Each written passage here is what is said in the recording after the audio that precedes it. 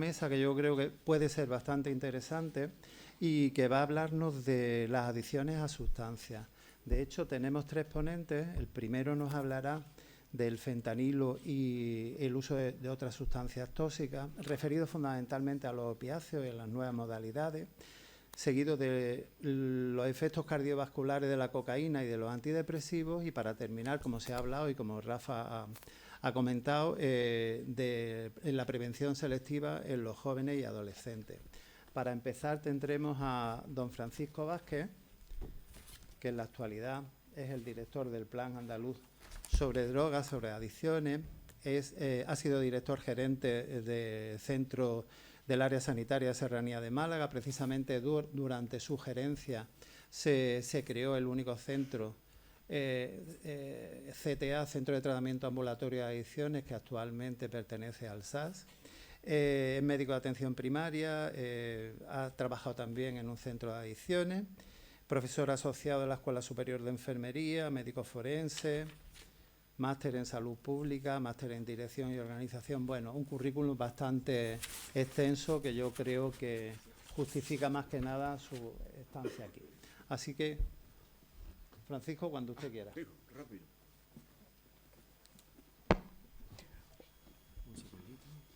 Gracias. Hola, buenos días a todos. En primer lugar, agradecerle a la Dirección General de Salud Pública la invitación que nos ha hecho a la Subdirección de Adicciones, y yo encantado, como ha dicho Rafa antes, de tratar de aportar mi granito de arena en si verdaderamente la percepción del riesgo con los nuevos, con los opiáceos de síntesis corresponde a una realidad o no. Deciros que hay un boom mediático, ha habido un boom mediático.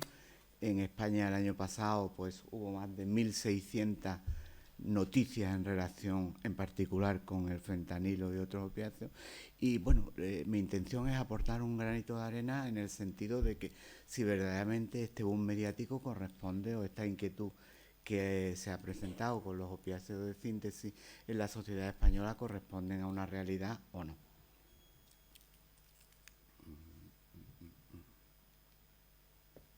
En primer lugar, ¿qué es el fentanilo y por qué preocupa, ¿no? Es un opioide sintético que se utiliza como analgésico para tratar el dolor severo. Sin embargo, también, como bien pongo ahí, tiene un alto potencial. Permitidme que voy a ir un poquito rápido porque ya me han dicho que vamos un poco atrasados. Un alto potencial de abuso y adicción que puede producir sobredosis mortales si se consume de forma ilegal o sin supervisión. Verdaderamente, y si es cierto, es en la actualidad, y ha sido, ahora ya menos, pero ha sido un gran problema desde el punto de vista de la salud pública en América del Norte. Tenemos una serie de factores predisponentes, como bien decía Rafael. Su producción es muy sencilla, económicamente es muy rentable.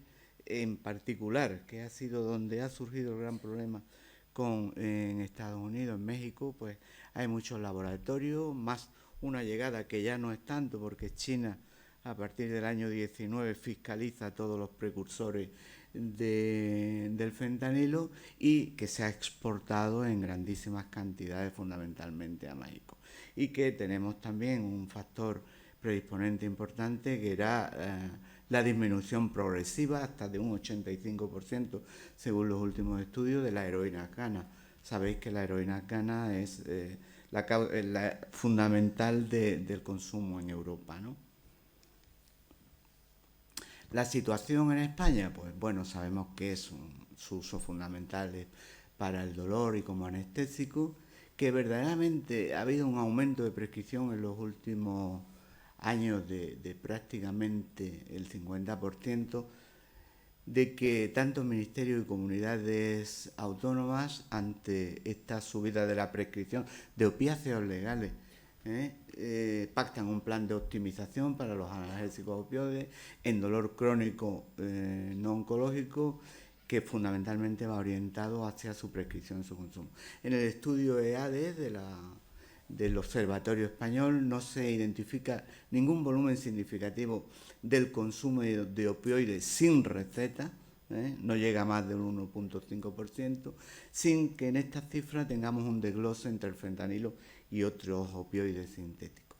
En el 2022, en el estudio de edades, más de 70.000 pacientes, solo 174 aparece como droga principal el fentanilo y todos con un perfil de prescripción lícita, ¿vale? Todos son pacientes normalizados, por decirlo de alguna manera, nunca se han descrito heroinómanos derivados a consumo de fentanilo. Muy bien. Tenemos que en el indicador de urgencias atendidas por sobredosis en 2022, ha aumentado un 9% el peso de los opioides diferentes a la heroína, estamos hablando de opioides sintéticos. En este caso, en este indicador de urgencias, se han atendido 16 casos de una muestra de 6.209, ya os digo, sin discriminar prescritos de ilegales. ¿Vale? El indicador de mortalidad por sobredosis es escasa, 17 casos por año, por 1.000 casos notificados en los últimos 3 años, 20, 21 y 22. Otras fuentes de información que tenemos, por ejemplo, los servicios de reducción de daño y el drug checking, el control por Control Energy, financiados por el Plan Nacional de Drogas, no documentan crecimiento ni adulteración en las muestras que se han obtenido. El sistema de alerta temprana del Observatorio Español de Drogas no ha recibido notificación en muestras de consumo e intoxicaciones. Por otro lado, el Ministerio del Interior no ha detectado un volumen relevante de tráfico de fentanilo. Bueno, surgió hace un mes aproximadamente el decomiso por primera vez en el aeropuerto de Baraja de una partida de 130.000 pastillas, pero donde nos dice claramente que lo que traía eran trazas de fentanilo. O sea, que no era fentanilo, sino que era un conjunto de pastillas que tendrían otros opiáceos o otros componentes, donde se detectaron trazas de fentanilo. No obstante, ahora vamos a aclarar con una serie de cuestiones muy claras si verdaderamente el fentanilo y los opiáceos de síntesis verdaderamente constituyen un problema de salud pública o no, en España y en Andalucía en particular, y siempre con la premisa de, como decía el conde de Romanones en el Congreso, ¿no? Por el momento. No se ha detectado indicios de derivación del fentanilo de prescripción al mercado legal. Los únicos decomisos que hemos hecho son puramente anecdóticos, de si un blister, 16 pastillas, de si un envoltorio, etcétera, que se han decomisado por alguno que lo ha cogido un familiar o de alguna receta ilegal, etcétera. En Andalucía, el uso ilegal de fentanilo no parece que, por los datos que tenemos, sea un problema grave, por lo menos según, como pongo aquí bien, los datos disponibles. Según el Observatorio Andaluz sobre Drogas y Adicciones, el OEDA, en el informe del 2023, en 2020 se registraron de uso terapéutico. Bien, en 2021 se han notificado 17 fallecimientos con presencia de fentanilo, ninguno de consumo ilegal. Todos de pacientes, 19 casos en 2019, 20 en 2020 y fijaros la diferencia y ahora veremos que el tramadol desde el punto de vista de los opiáceos sintéticos constituye un más grave problema de salud pública que el fentanilo en particular. Veremos que las dispensaciones o las prescripciones de tramadol han subido, no sé, ahora lo veré, pero creo recordar sobre un 2.000 y pico %. Como estaba diciendo, bien, 100 fallecimientos con presencia de tramadol, 81 casos en 2019, 80 en 2020 y 16 muertes por sobredosis de opioides en esta comunidad autónoma, de las cuales solamente una se detectaron trazas de fentanilo.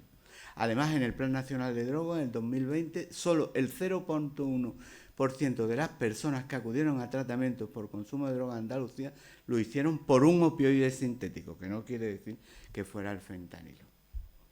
En el Instituto Anatómico Forense, según noticias que tenemos, no se ha informado de ninguna muerte por sobredosis de fentanilo en nuestra comunidad hasta la actualidad. En la base de datos de la Red Pública de Adicciones Andalucía, CIPADDA, a fecha de 17 de octubre del 24, o sea, datos calentitos, por decirlo de alguna manera, hay en tratamiento 71 personas. Aquí mi agradecimiento a todo el sistema de información de la AXA, de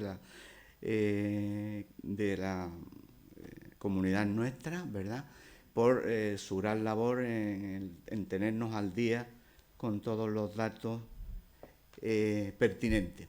71 personas cuyo cuya droga principal está inscrito es fentanilo, 38 hombres y 33 mujeres. Todos son casos de abuso de pacientes o todos son casos de pacientes por abuso de fentanilo legal.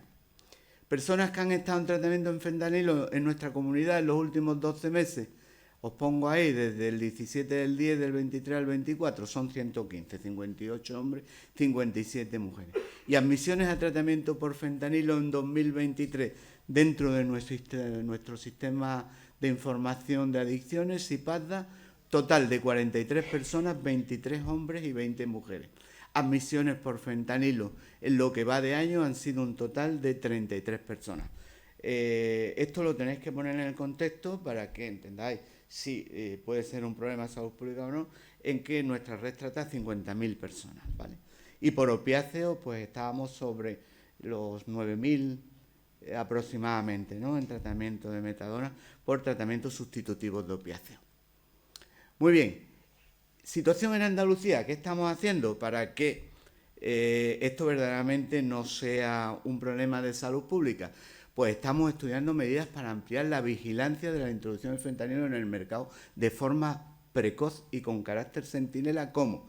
Pues estamos aumentando el drug checking, que bueno, o estamos incitando en las reuniones con el Plan Nacional a que se aumente el control por el drug checking. Se quiere incorporar a los servicios de urgencia al servicio de alerta temprano para que tengamos mayor capacidad y mayor prevención en la capacidad toxicológica, y ampliando el estudio monitorizado de metabolitos de droga en aguas residuales para incluir las opioides, que en la actualidad pues no se contempla. Estamos fortaleciendo la red de atención y adicciones y su capacidad de respuesta. Estamos intensificando los programas de prevención, de promoción a la población general. Se está intensificando como puede ser esta intervención, la información y formación a los profesionales de las redes asistenciales y de prevención.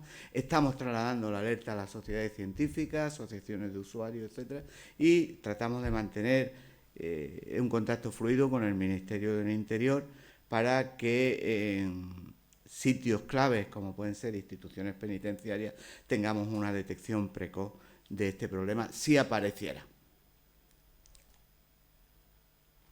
Actualmente, desde la Consejería de Salud y Consumo, hemos elaborado un protocolo de actuación conjunta sobre el uso racional de opioides de prescripción, haciendo especial hincapié en el uso del fentanilo, fundamentalmente en el de liberación inmediata.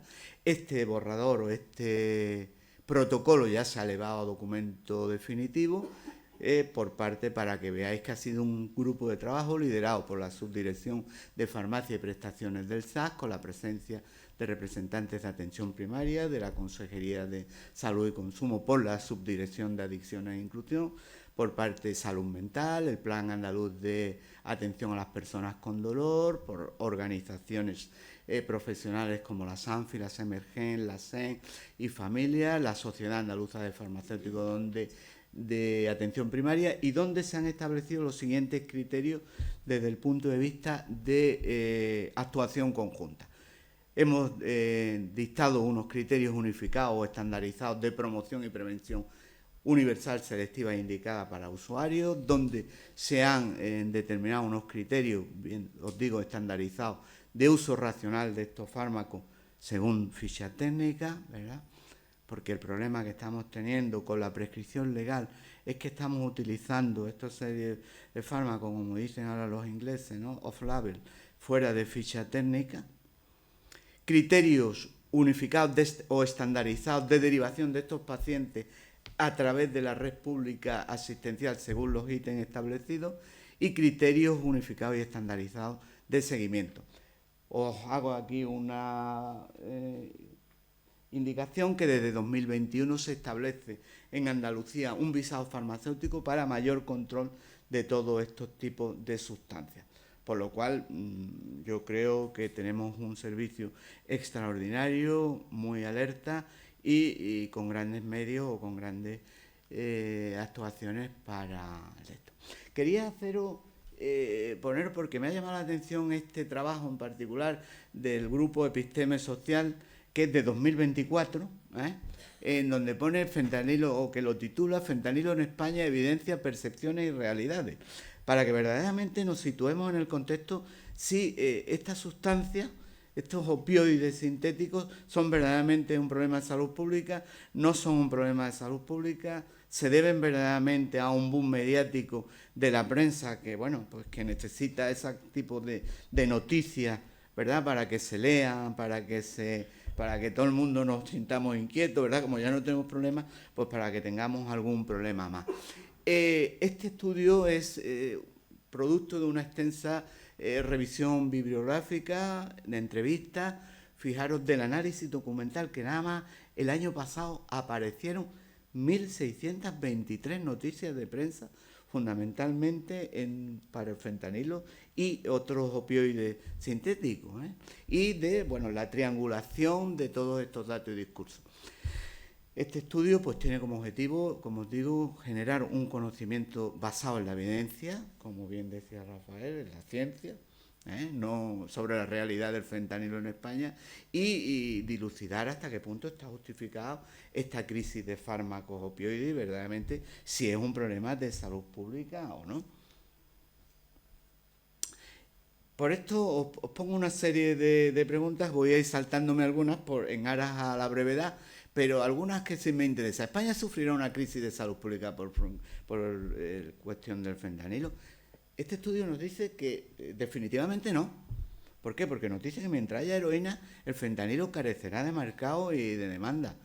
Y que los traficantes, aunque cada vez hay menos precursores, puesto que China, que además liquida, o sea, directamente a justicia al que pilla, desde 2019 corta esto, los pocos precursores de fentanilo van a donde les producen mayor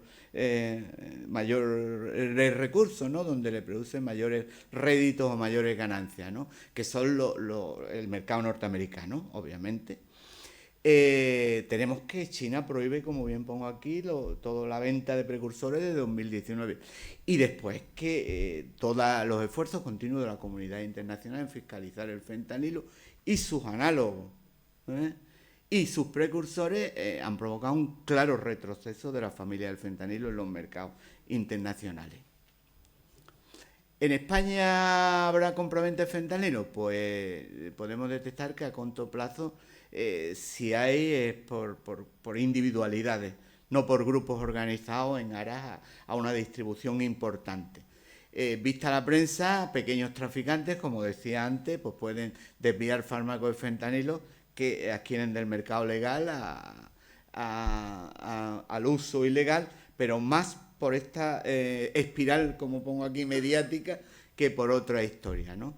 Entonces, bueno, otra cosa es que los precios de venta serán más caros que la heroína y la verdad es que eso no les renta al mercado ilegal importante, ¿no? Y como os digo, las personas más vulnerables pues no demandarán fentanilo y menos si es más caro que la heroína. Sí. Pues la heroína desaparecerá en los mercados, ¿cuánta habrá? ¿Hasta cuánto? Bueno, todo esto está relacionado con todo el mercado ilegal a nivel mundial de la heroína. Algún país puede... ¿Cómo sabemos que no hay heroína en España, ni fentanilo, ni otros opioides sintéticos? Más allá de las notificaciones que ya os digo han sido anecdóticas, en España no se ha producido un incremento de sobredosis por opioides que tengamos.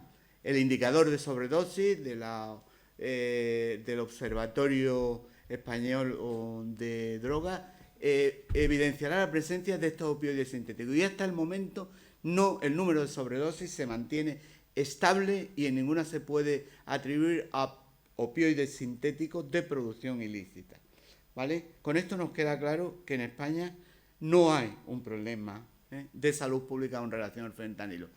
Existencia de heroína, banda, pam. Vamos a ir un poquito. Los nitacenos. Aquí sí quiero pararme un momento. Los nitacenos, que es otro opioide sintético, que algunos de los derivados de nitacénicos pueden tener una potencia superior a 500 veces el fentanilo, ojo con lo que estoy diciendo, 500 veces el fentanilo. Si ya el fentanilo con 2 gramos mata a una persona y 1 kilo pues se puede ventilar a 70.000 personas, imaginaros un opiáceo sintético que sea 500 veces más potente que el fentanilo, ¿no? La escasez de fentanilo, sí, puede producirnos una amenaza. Y ahora os diré por qué.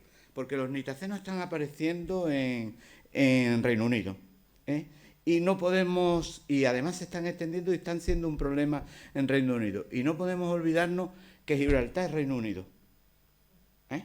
Gibraltar lo tenemos ahí. Vamos, yo cuando quiero decir que voy a Londres, voy a Gibraltar y me hago una foto ahí en la cabina esta de teléfono. Digo, fin de semana en Londres, ¿no? Me he ido a Gibraltar, ¿no?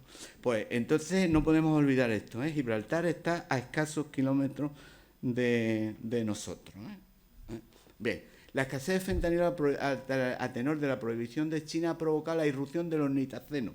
Os digo, opioides sintéticos que se emplean como adulterantes de la heroína, del fentanilo e incluso se han detectado en Reino Unido de benzodiazepinas como el alprazolam, etcétera, etcétera.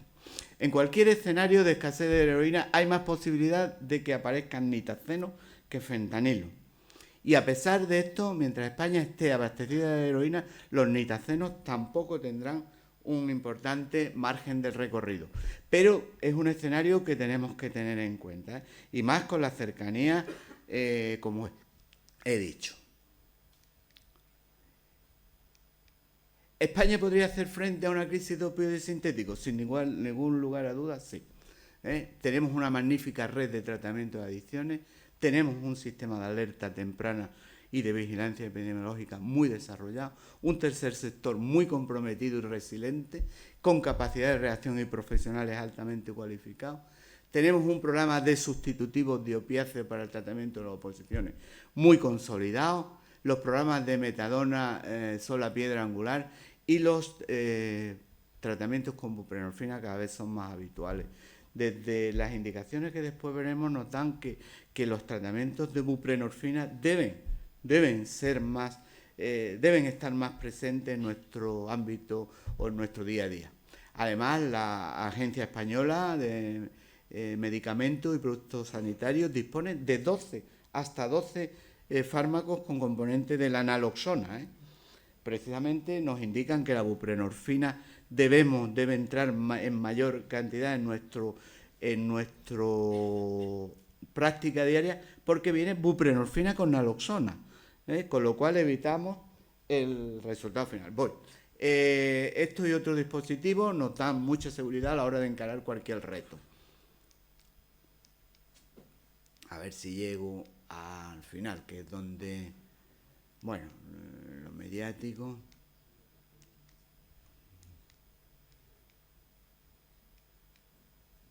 Bueno, en base a los datos proporcionados, el fentanilo no fue la molécula que creció más entre 2008 y 2018, ni tampoco la que aportó al crecimiento de consumo de opioides en este resultado.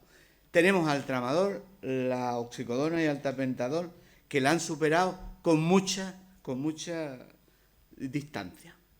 Nuestro análisis demuestra que no se puede considerar fentanilo ni a sus formulaciones como la principal amenaza o causa esencial del crecimiento de opioides. Aquí tenéis, como os decía antes, el tapentadol ha subido un 4.500% en su prescripción desde el 2008 al 2015 y la oxicodona un 4.200%. Cuando vemos dónde anda el fentanilo, ha subido un 63%, puramente anecdótico, en las prescripciones legales.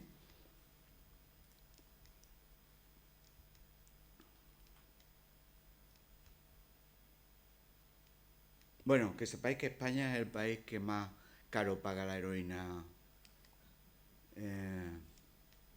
ilegal. Los nitacenos tampoco me voy a parar, ya he hecho... Nos deben poner en alerta, tener en cuenta que se están utilizando mucho las prácticas de Chemse. España es un país en el que el Chemse ha aumentado de forma exponencial y ya os digo, en 2019 ni se intuía el impacto de los nitacenos y os puedo decir que por ahora la presencia de nitaceno en España es nula, por ahora. Pongo ahí romanones porque me gusta citarlo siempre. Bueno, ahí sabéis cómo han empezado los nitacenos a subir, etcétera. Voy, que me mira Juan Jesús. Recomendaciones, serenidad y profesionalidad.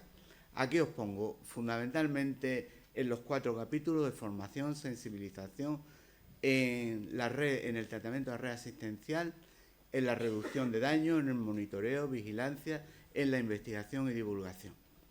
Considerando, no está justificada la recomendación de no utilizar el fentanilo de liberación inmediata en pacientes no oncológicos y que no respondan adecuadamente a tratamientos laves. A medida la presencia de los nitacenos tenemos que tenerla en cuenta en una reflexión ética sobre el uso de opioides, y una crisis de uso excesivo de opioides no parece un escenario probable ni en España ni en Andalucía en la actualidad. Sin embargo, como bien digo, es un problema social que requiere una vigilancia epidemiológica y sanitaria especial. Muchas gracias.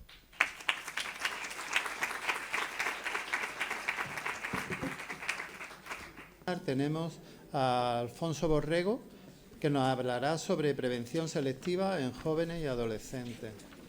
Alfonso es médico, experto universitario en prevención de drogodependencia y máster en tratamiento de adicciones. Comenzó a trabajar en medicina escolar y en psiquiatría.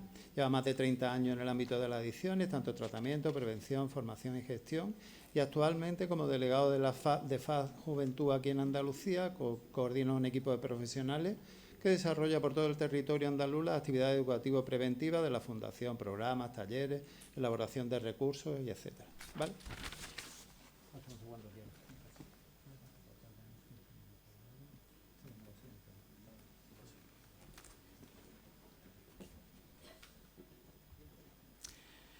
Bien, bueno, muchas gracias ante todo a los organizadores. No me detengo mucho porque estamos cortísimos de tiempo, pero mi agradecimiento por quienes me han invitado a participar en esta mesa en nombre de Fundación FAD Juventud. Me han pedido que contribuyera en esta mesa hablando de prevención y juventud.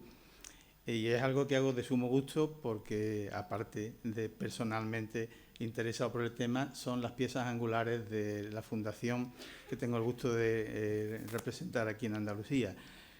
Una fundación que hasta hace un par de años nos llamábamos Fundación de Ayuda contra la Drogadicción y que hemos ido haciendo un cambio evolutivo que permite trabajar cada vez con más amplitud sobre todo lo que es bienestar y desarrollo de la juventud, pero sin perder esa orientación particular a las adicciones, a las conductas de riesgo psicosocial y a la prevención como línea fundamental. Yo quiero enfocarlo en concreto a la importancia de la prevención selectiva, porque es algo que me parece muy necesitado de que insistamos. Y lo voy a intentar ilustrar con un par de experiencias, muy brevemente, que son 2 programas de la Fundación FAD Juventud, Pasa la Vida y Prevención a Medida. Bueno, no me detengo, simplemente recordar que evidentemente hablamos de prevención porque estamos convencidos de que es algo muy importante al hablar de adicciones, muy importante al hablar de salud pública y yo creo que todos los que estamos en este ámbito entendemos que todavía no está bien reconocida, no está bien apoyada y necesita continuamente que recordemos que es una pieza fundamental si queremos abordar esta problemática. Al hablar de prevención selectiva lo hacemos porque quizás ha habido un impulso recientemente, incluso por parte de las administraciones, pero sigo pensando que es algo que tenemos que fortalecer y que fundamentalmente si se está fortaleciendo es porque tiene mucho que ver con la preocupación por la calidad de los programas, la preocupación por la eficacia de los programas y la evidencia científica que hay detrás de todo eso. Sabemos que estamos hablando de prevención selectiva y el concepto es que los destinatarios no son población general, no son individuos concretos, los destinatarios son grupos de alto riesgo, grupos en los cuales la vulnerabilidad, esa vulnerabilidad de las que nos hablaba antes Rafael Maldonado, se producen de manera superior a la media y donde trabajamos con individuos por formar parte de un grupo, no por su característica personal individual.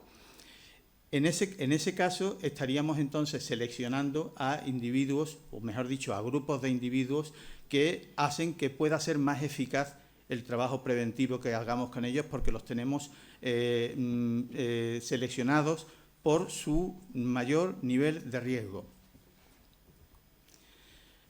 Y curiosamente, que es lo que siempre es importante destacar, resulta que eso se nos contradice con la frecuencia de nuestras intervenciones.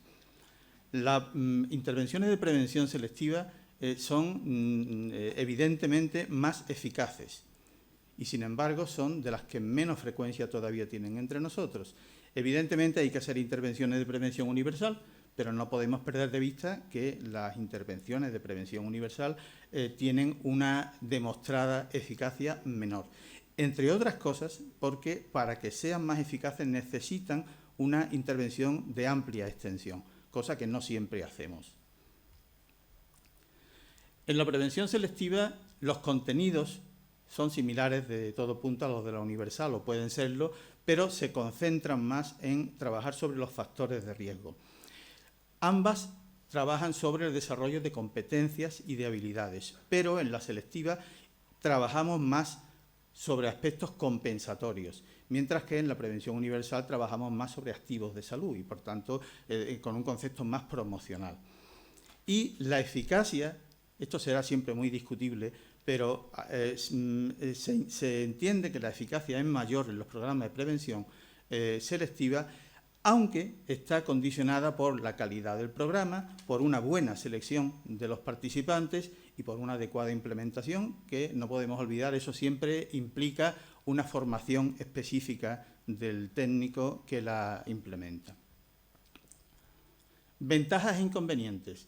Los programas de prevención selectiva requieren menos recursos económicos por la necesaria extensión que debieran tener los programas de prevención universal. Otra cosa es que no se haga bien un programa de prevención universal.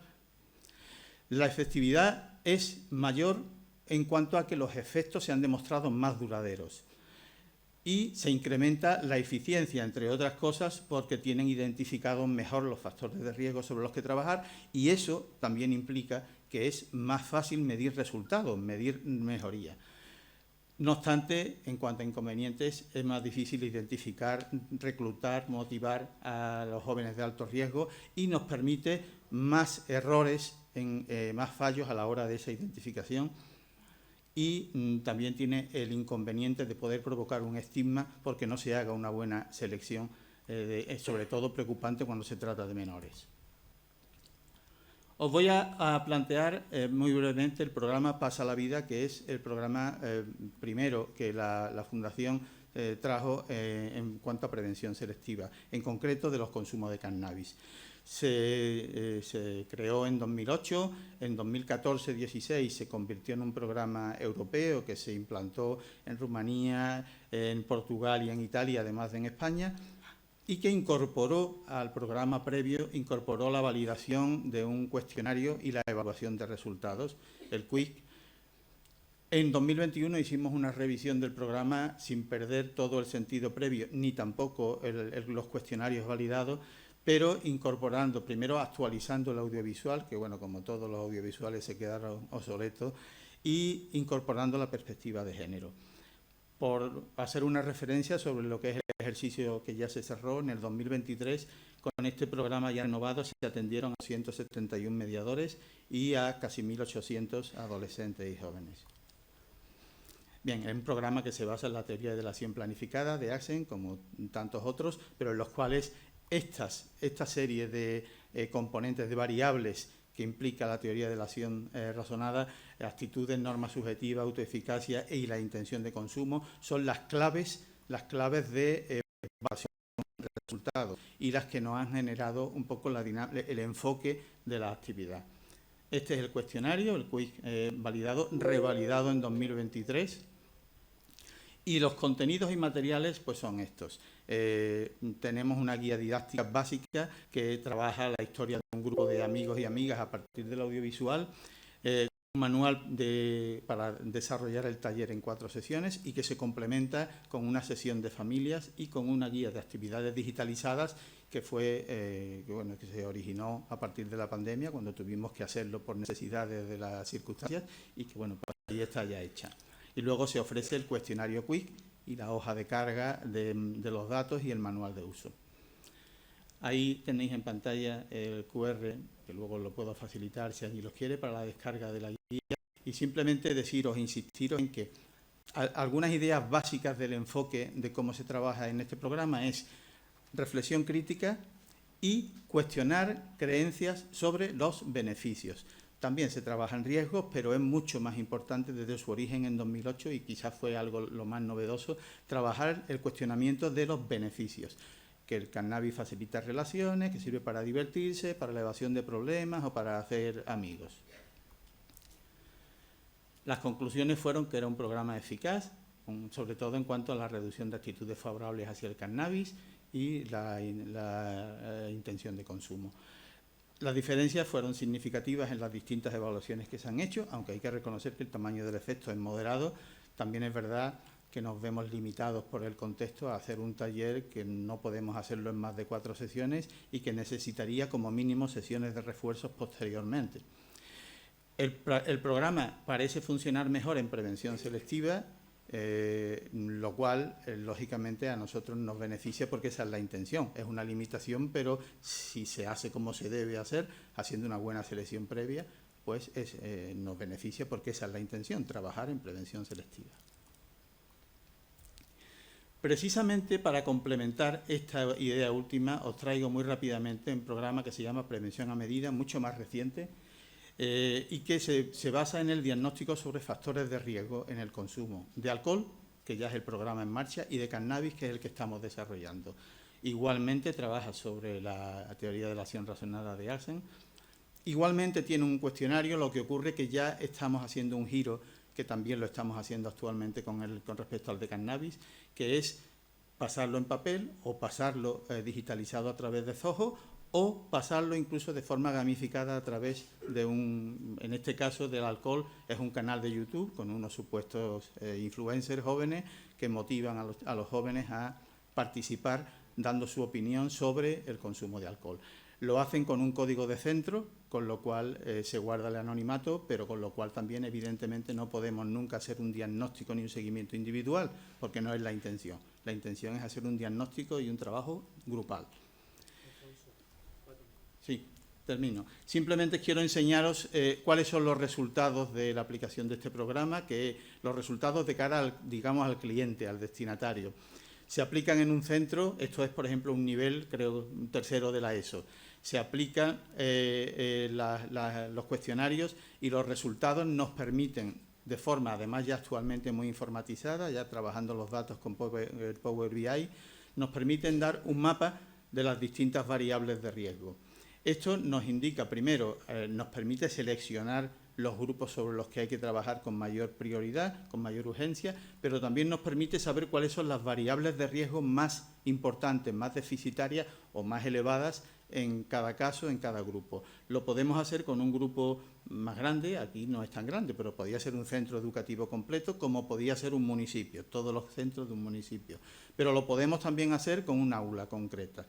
Tenemos las variables de mayor riesgo, las que están, sus puntuaciones se marcan en rojo, pues son las variables de mayor riesgo, y eso nos permite hacer lo que quiere indicar el nombre del programa, una prevención a medida, en el sentido de que se hace un informe que, aparte de dar algunas orientaciones sobre cada una de esas variables, nos permite indicar no solo las 13 actividades disponibles para tercero de la ESO, en este caso sobre alcohol, y en el que estamos generando actualmente sobre cannabis, sino indicarle, seleccionarle algunas que están marcadas en otro color, que son las que indicamos como prioritarias, de manera que es el técnico, el formador o incluso el profesional que pueda trabajar estas actividades sepa cuáles son las prioritarias a desarrollar. Esa es la idea. Y bueno, pues mi intención era haceros un poquito de insistencia sobre el tema de la prevención selectiva y cómo hay algunas propuestas que desde nosotros y desde otras entidades se pueden ofrecer. Y lo que sí me gustaría es insistir en que tenemos que trabajar mucho desde la prevención, tenemos que enfocarnos más también en la selectiva, que todavía la tenemos bastante huérfana, y que esto debemos hacerlo particularmente cuando estamos en vías de procesos regulatorios y de suavización de las normas de control, porque si hacemos esto sin insistir en la prevención, estaremos en riesgo de generar consecuencias negativas. Entonces, me parece que ahora más que nunca tendríamos que estar mucho más insistentes sobre la importancia de la prevención y particularmente de la prevención selectiva. Muchas gracias.